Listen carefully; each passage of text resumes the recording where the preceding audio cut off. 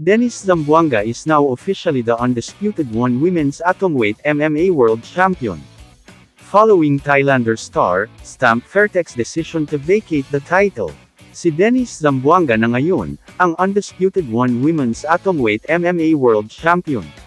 Matapos mapilitan si Stamp Fairtech na umatras sa kanilang paghaharap sa titulo, dahil sa pagkabigo sa kanyang paggaling sa operasyon sa tuhod.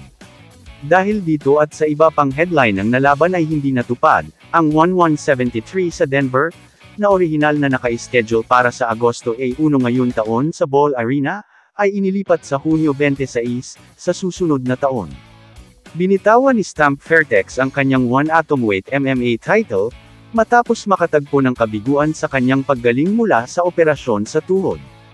Inilipat ng One Championship ang nakaplanong sagupaan nito, sa Ball Arena sa Denver sa Hunyo bilang resulta, ayon sa isang press release. Si Dennis Zamboanga ay itinaas din sa atomweight MMA champ, mula sa pansamantala.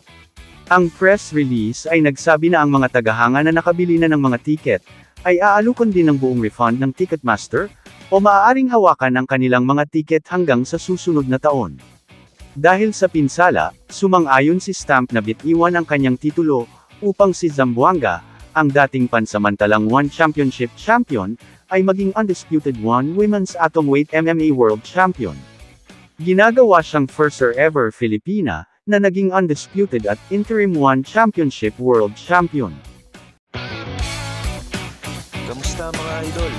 Sports Zone PH, para sa sports news and update. Kung bago ka pa lamang dito sa channel ko, pindutin mo na ang subscribe button at notification bell, para lagi kang update sa mga sports news.